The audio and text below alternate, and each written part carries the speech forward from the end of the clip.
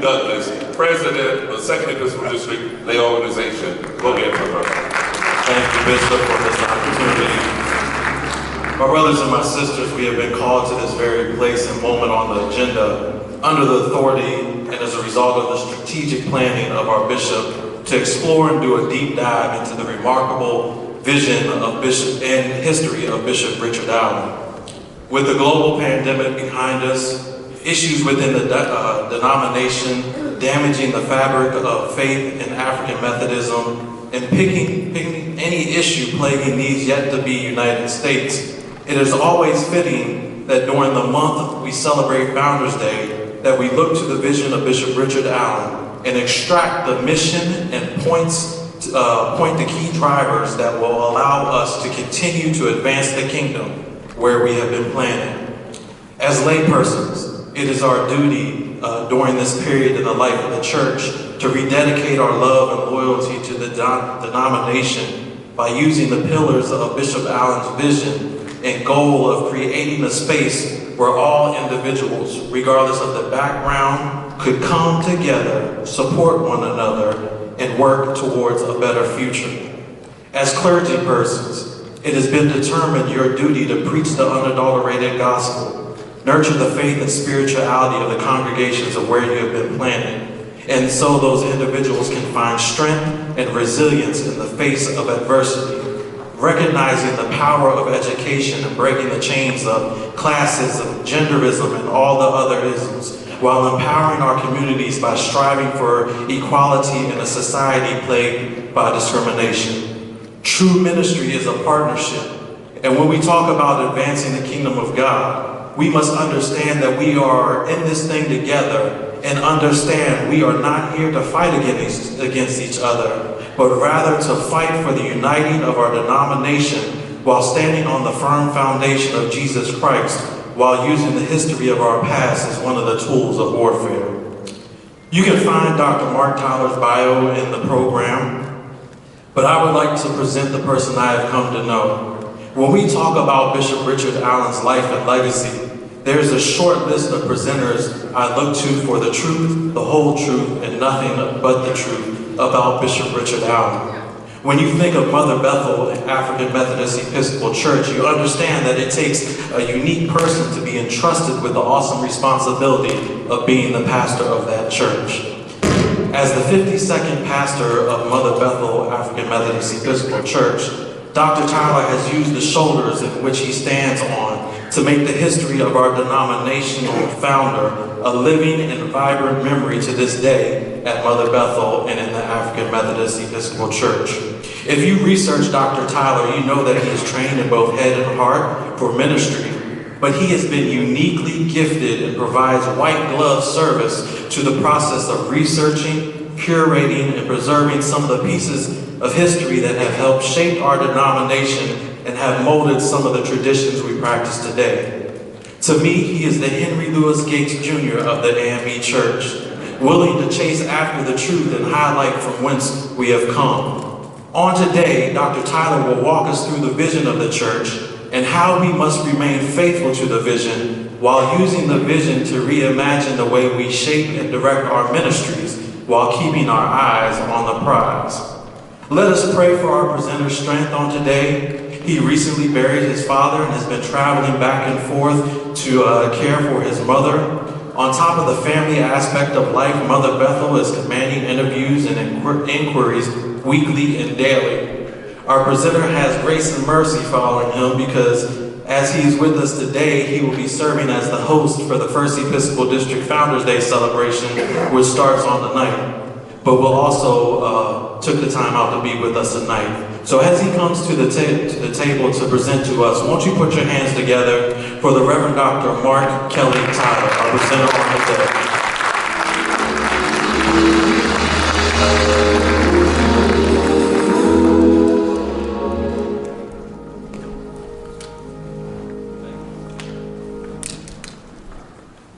Bishop Davis, thank you so very much for this wonderful opportunity. I want to let you know and confirm for you that the Spirit was speaking to you when you asked Matthew to do the introduction and to facilitate. I took the Amtrak this morning to BWI. Got to my gate, I hear this voice, and I turn around, and it was Matthew. We started talking, and I said, "You going to Greensboro?" He said, "Yeah, I'm going to Greensboro." I said, "I'm presenting." He said, "Yeah, I know, I'm introducing you." Now, you talk about service, that's service. He wanted to make sure that I was getting here on time, so thank you for that kind introduction as well, Matthew. That's overly generous, and certainly to all of you, so many friends throughout the years that if I started calling names, it would take up all of my time doing so. So allow me just to spend a few moments wrestling with the theme that Bishop Davis put together. We're glad to see all the elders who are here, and as we get ready to get into this theme, one thing I neglected to say about running for historiographer, there's so many stories that we've not told. I was looking at Dr. Browning and Dr. Watley stand next to each other. A few weeks ago, I was in San Antonio, and Reverend Marcellus Norris held the church growth meeting there.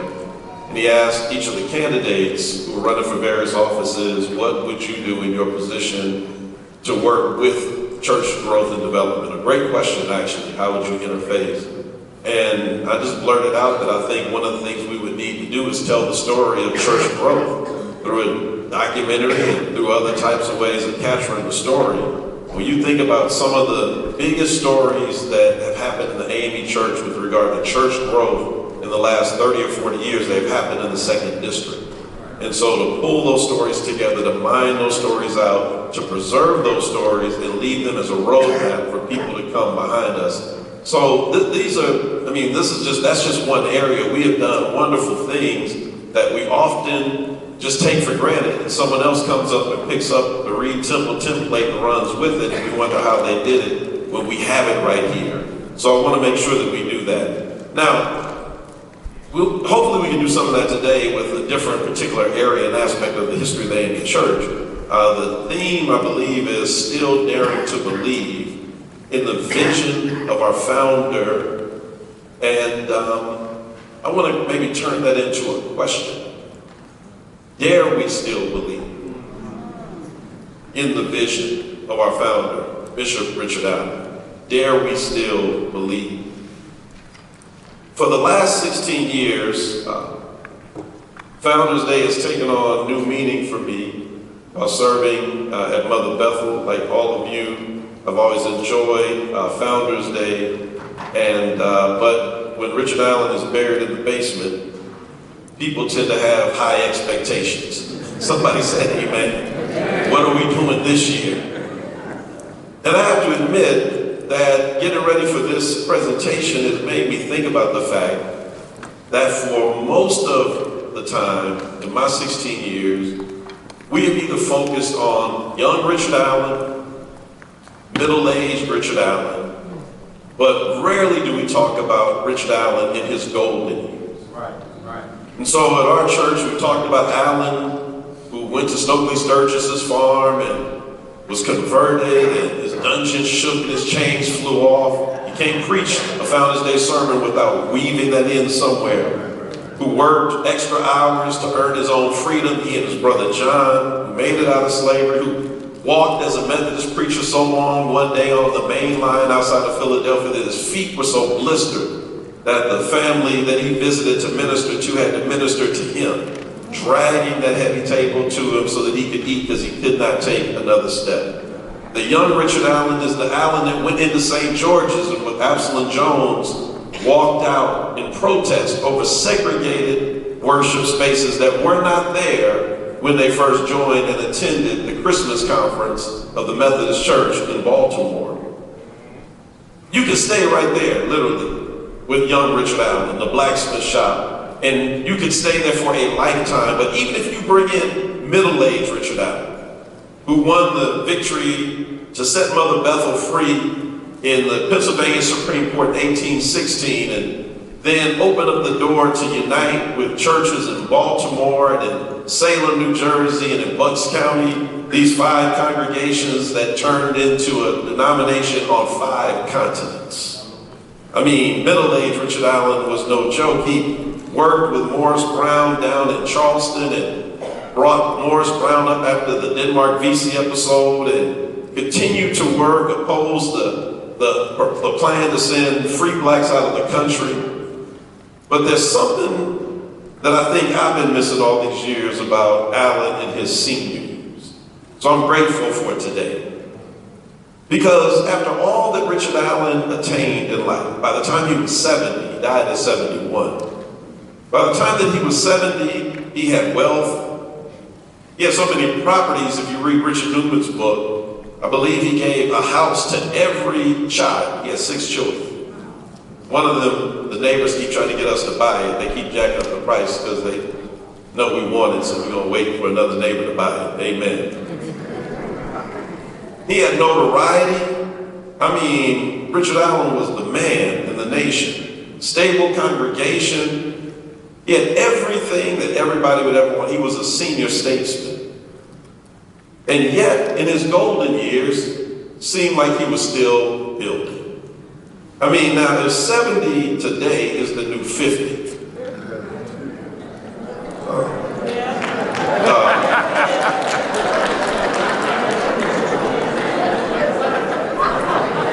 In 1830, 70 was the new 90. I mean, life wore you out fast in the early American culture. And so one would expect that at 70, in 1830, Allen would be in retirement mode. His health was not great, ready to stop the struggle, now having a chance to play with grandchildren, enjoy a portion of life that did not involve wrestling all the time. And yet nothing could be further from the truth. At the tender age of 70, just months before he would close his eyes and join the ancestors, Allen started something new again. Something that in many ways, if you really consider it, think about it, has never come to an end. Like the AME church he started that is still growing in spite of all the issues that we know are well documented, and yet the church is still growing. Members are still coming in. New congregations are popping up. Allen started something else. Instead of thinking about how he could spend the rest of his life in ease, he was toiling over events that happened the year before in 1829. My wife's hometown of Cincinnati, Ohio. In the summer, August of 1829, all hell broke loose. Mob violence with white men attacking the black community in a days-long riot that did not stop till police came in more so than a week later. The hatred of the white community weaponized Irish immigrants into a violent force that looked much like the same frenzied mob that climbed the Capitol walls on January the 6th a few years ago. White anger based in part on racist mythology, combined with jealousy and envy over skilled black workers who often were the best at what they did. Now they're competing for jobs, and it didn't take much to get them started, and once they started, they didn't want to stop. When the riot was over, now look, riots happen all the time, mob violence against blacks. Just like in today's world, sadly, we see young black men and women killed by law enforcement, unjustly unarmed. But there are certain moments that seem to just, for whatever reason, catch our attention, and everybody pays attention in ways that they didn't do for everyone else. And when this attack was over, 1,100 to 1,500 black families left Cincinnati, never to return. That is a large number by 1829 demographics. Some went to Canada, some went to other parts of Ohio, and others just disappeared. And it was a moment that stirred up the black consciousness.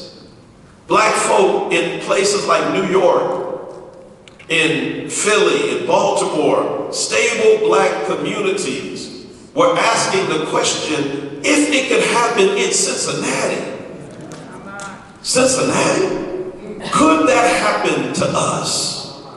This is not hyperbole. You know who the president was in 1829?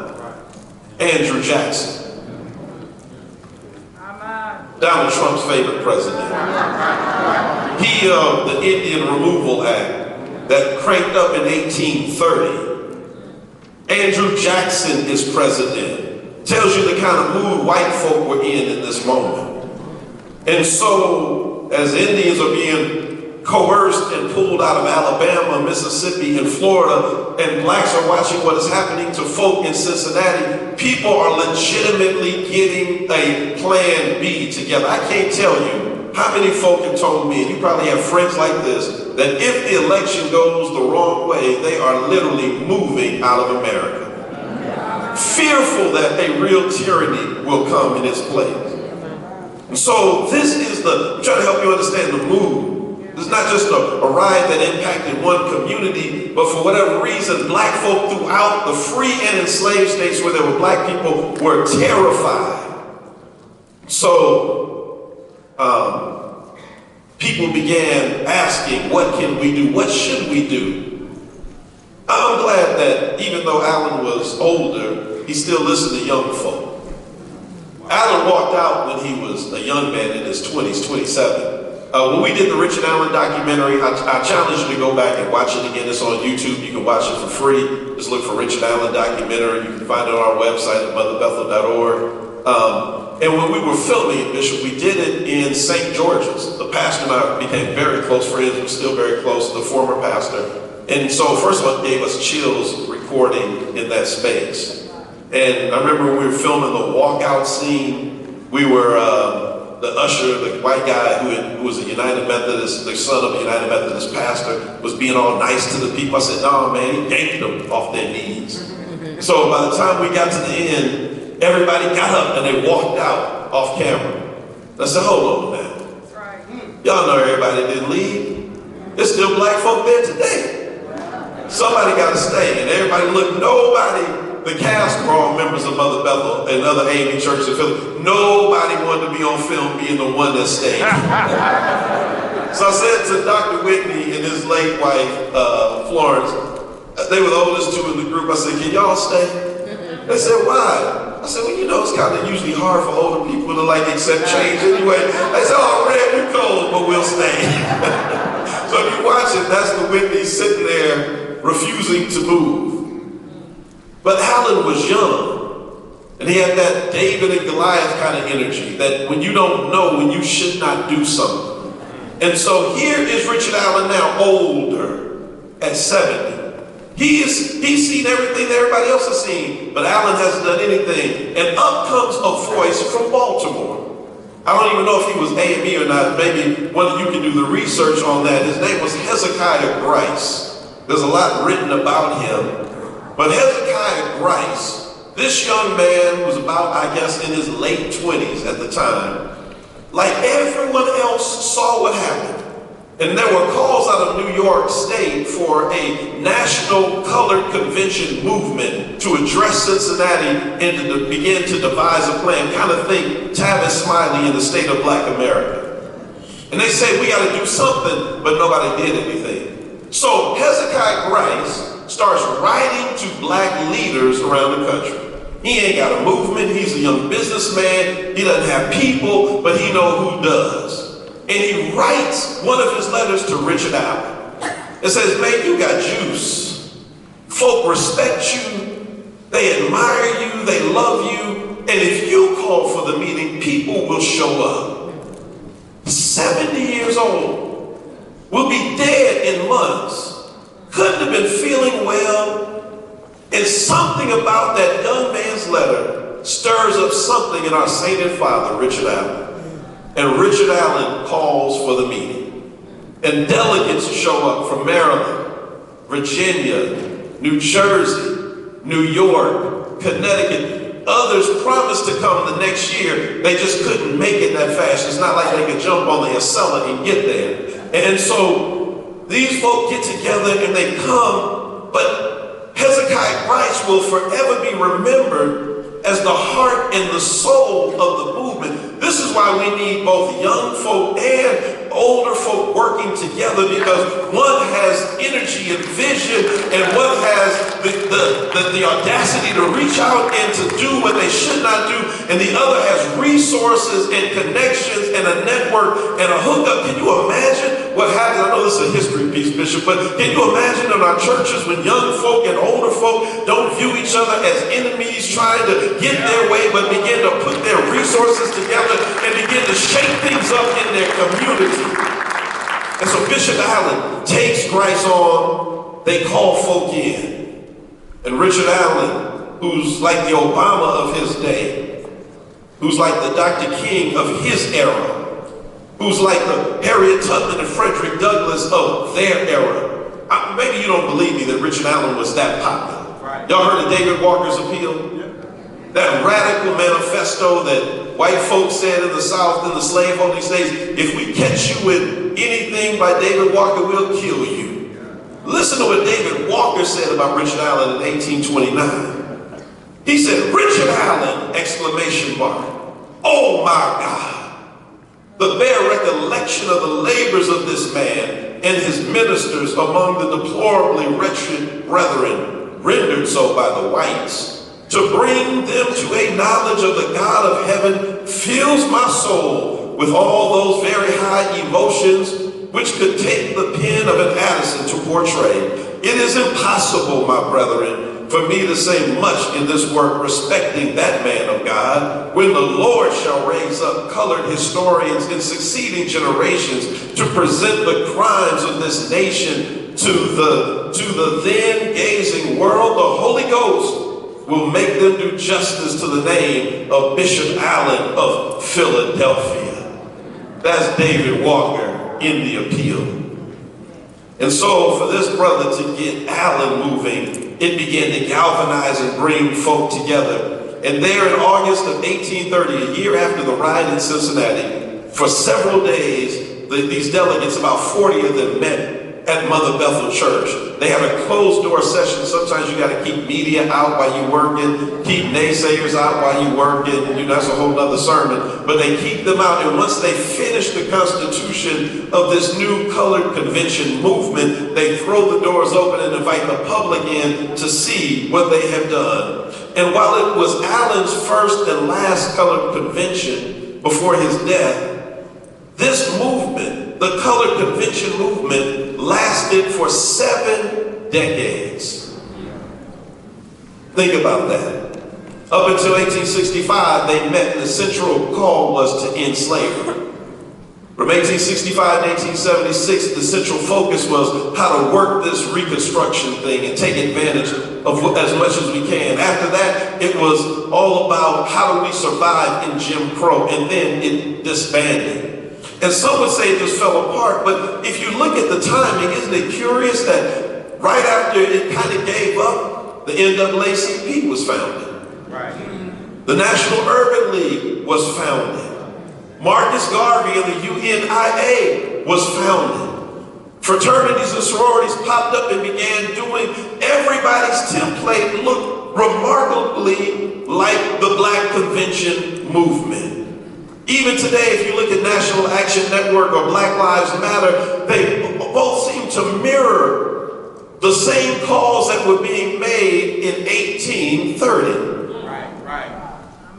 That's why I said I think he started something that he doesn't even get credit for, that is still alive and deeply a part of who we are to this day. And a part of what brought them together was one more thing in the mix. In addition to all the ways that this country was fighting against them, there was a group of liberal white folk who wanted to see black folk get some help. Hold on. They were called the American Colonization Society. A few years before, actually more than a decade and a half before, they had approached Richard Allen. He had considered it. This was the move to set up Liberia as its own independent nation, and that they would allow blacks to migrate there. Initially, the plan, I believe, had to do with letting all blacks out of the country and to repatriate back into Africa. But y'all slaveholders weren't going to let that happen. And so by the time we get to 1830, the ACS, American Colonization Society, had their solution for the race problem in America. It was send all the free blacks out. Because the problem with the free blacks is they make enslaved blacks want to be free. So if they don't see y'all, they will be content in their condition. And so the ACS said, we will pay your way to go, but the rest got to stay. Now, we scoff at it, we laugh at it, but let's be honest, given the opportunity, there are probably some folk, given all the stuff I just laid out about the 1820s that led to the Denmark VC failed uprising and all the other things, these restrictive black laws that said black folk can't go into certain places. If you look at the Oregon Trail that would come about 20 years later, you wonder why there's so few black folk in Oregon and Washington, why we have one, for the longest, one AME church in the state of Oregon, a handful in Washington, and a bunch in California.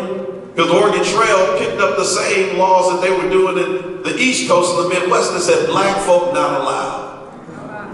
They were like San Leandro, California. I grew up in Oakland. I didn't know restrictive deed covenants were in Oakland in the 1970s. Mark Whitlock and I from Cali, we learned this years later. As our families moved into new neighborhoods, and at the closing, you were like, what is this? This home shall not be sold to anybody outside of the white race in California.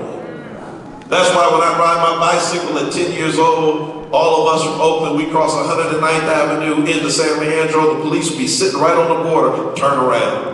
We thought it was a joke, it was a game, so we just try to run and evade them. No, that was serious. That's a black law, 20th century style. But in the 19th century, they didn't need to sugarcoat it and hide it in a deed. They said you cannot move in. So this is what is happening. And so black folk are feeling restricted and closed in. And the only option given through the ACS is leave. But leave the slaves behind. Now, this is why I love our ancestors. These selfless people. So there ain't no way we leaving without them. It's all of us or it's none of us.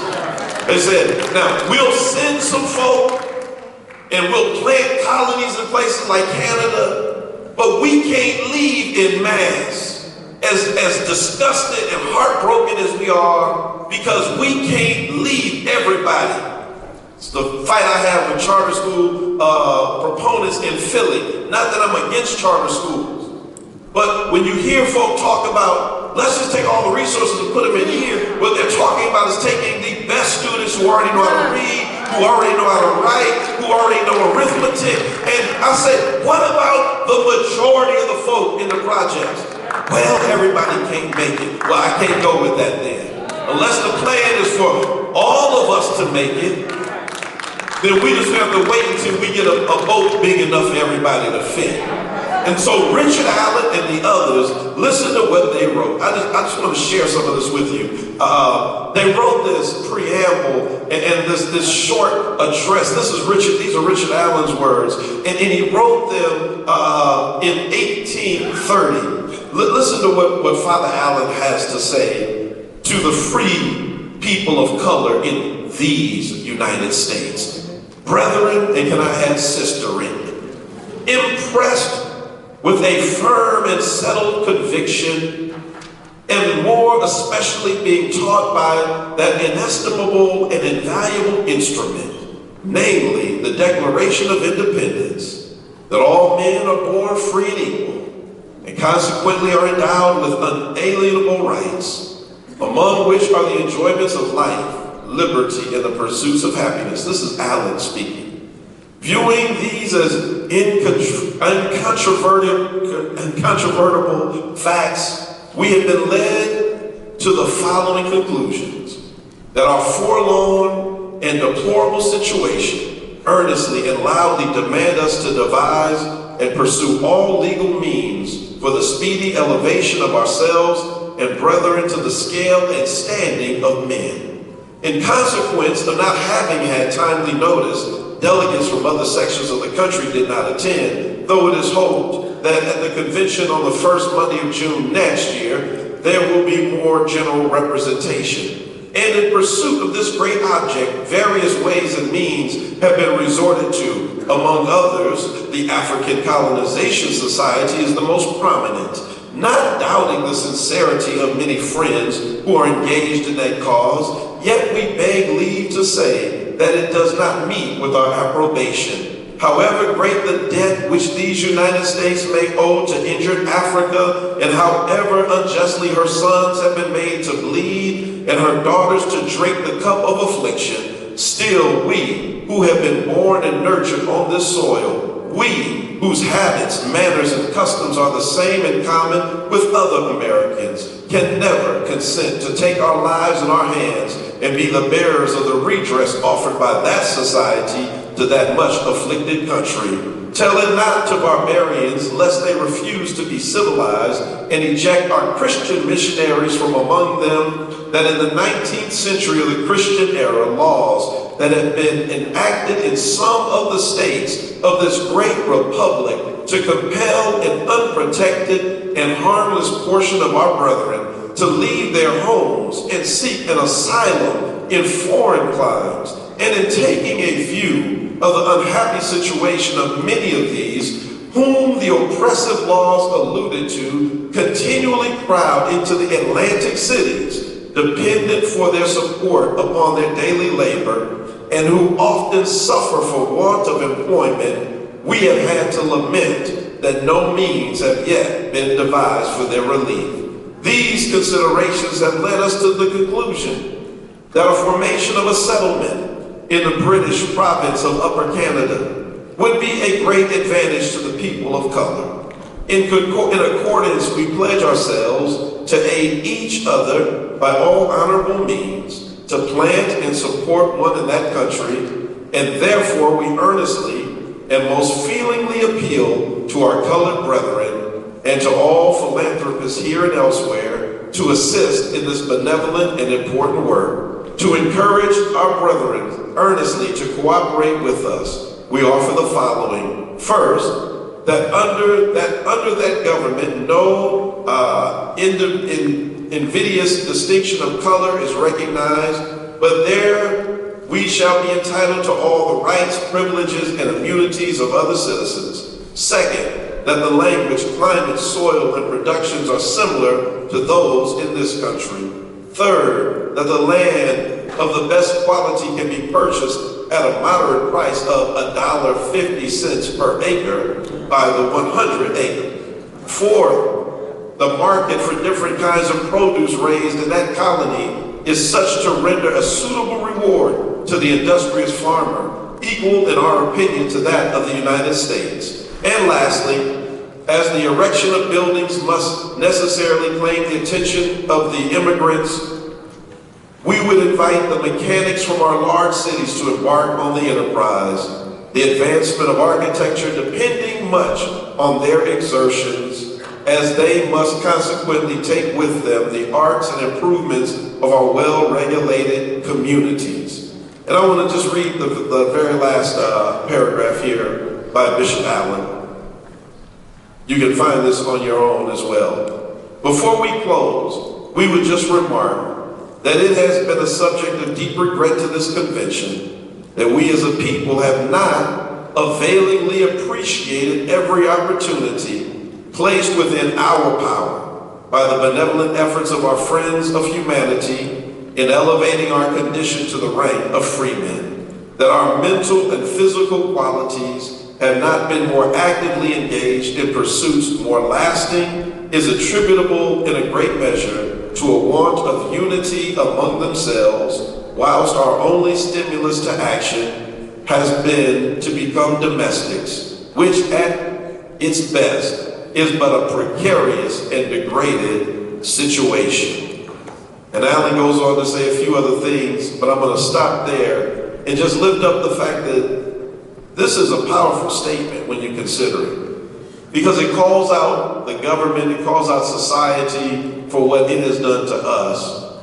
but it takes pains to call us out for what we have not done for ourselves. And if you think about the AME Church and the vision of the AME Church, in many ways that's what we are. A voice in a community, a prophetic voice. And yet, if you ask anybody to name you some of the characteristics or traits, self-determination always comes back. Always comes up. Self-determination, self-empowerment, do for self. That's what Garvey tapped into. This idea that there are things that folk just won't do for you and that we have to take advantage of the opportunities around us. It is not either or, it is both and. It's a powerful document. How interesting that Allen and others didn't know how close they were. Before Allen died, the convention lived on, the church lived on. And I wonder how he felt, Bishop, in that last year. Maybe like some of us feel right now. Will this thing ever change? For him, it was about the end of slavery. And yet, they were closer to the end than they were in the beginning. Slavery in this country, I mean, talking about the actual country, 1783, they beat the British and became an American project. And it ends by 1865, officially. You know, proclamation 63, but the war is still on. 1830 is just beyond the midpoint. Man, I wish I could preach this thing. I'm telling you. Because some of us have been past the midpoint, and it feels like we're at the beginning, but we have the benefit of history where we can look back and see how close they were. Just another couple of decades, and you'd be able to start seeing by 1850, this thing was going to come to a head. Win, lose, or draw, the status quo was not going to end. But in 1830, it felt like a fixed star that, as James Baldwin said, was immovable.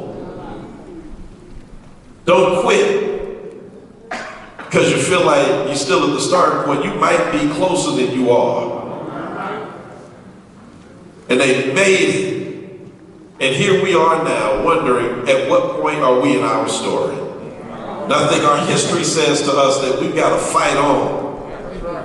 And we've got to keep pushing, because we don't know what our fighting does for somebody else.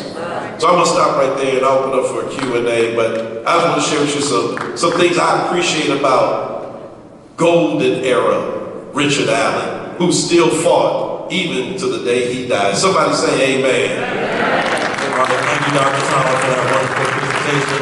We're going to take 2 quick questions, not comments. We'll start with Dr. Whitlam. Dr. Tyler, I've known you for over 35 years. Today was absolutely marvelous. Not only did you enlighten us on the early years, but you gave us a look at our founder like no one has ever done.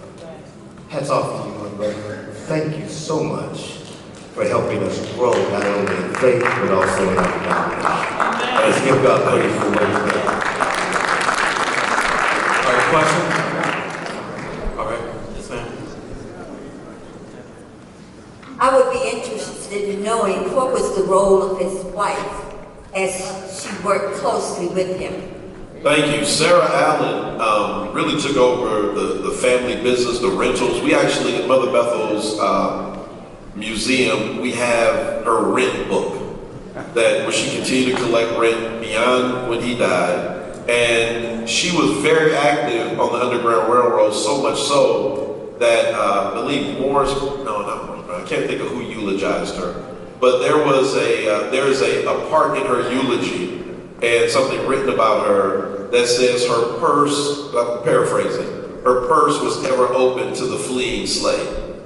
Now, nobody talked about the Underground Railroad after the Underground Railroad, after the Civil War. She died in 1849.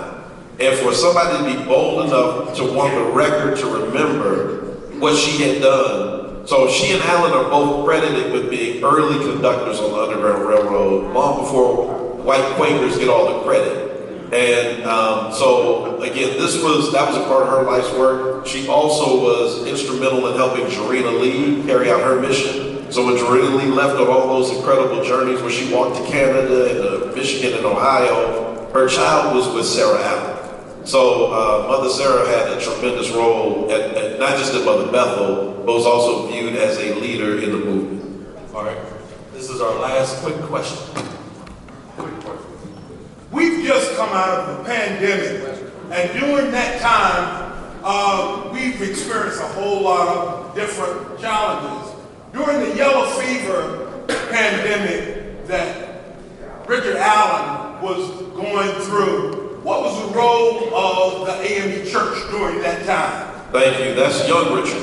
So the AME Church at that time was just a concept, an idea. He didn't have a building. If you remember the yellow fever epidemic, 1793, interrupted the building of Absalom Jones's church. Allen let them go become Episcopalians and said he would not compete with them, that he would work with them, help them get their building up. So that stopped them. And so the next year, 1794, their building went up and Mother Bethel went up as well. So, but this group, this church without walls, so to speak, that already didn't have a building, they were instrumental as nurses and caring for the dead, and many of them risked their lives. Richard Allen almost died of yellow fever during the epidemic, which is not talked about a lot. And so when they say risked their lives, they really did. So they were absolutely a part of it. Did I mention he's running for historiographer?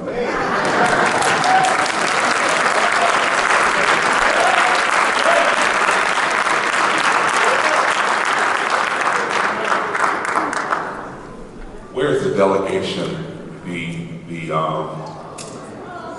General Conference delegation?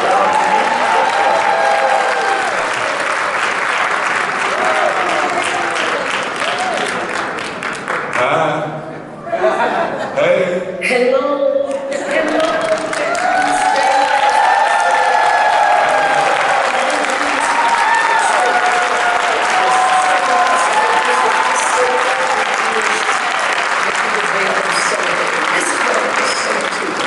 As you gather to celebrate our great history and the legacy of the AME Church, I want you to remember and to recall all that you have done, everything you have accomplished for the district. I miss all of you, and you know, baby, I love you.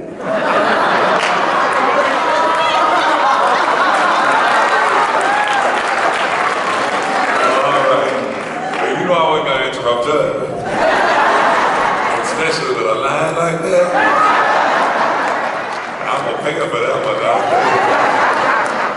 As I was saying, where's the delegation? Hold on 1 second. Oh, okay. That's what she does me all the time. That's why I say they have the last word. The delegation for the General Conference, where are you? Well, stand up if you're a delegate to the General Conference. If you're a voting delegate to the General Conference. And I did say he was running for historiographer, didn't I? All right. These are the delegates. That's all I wanted to say. Whatever that means. Put your hands together for one of the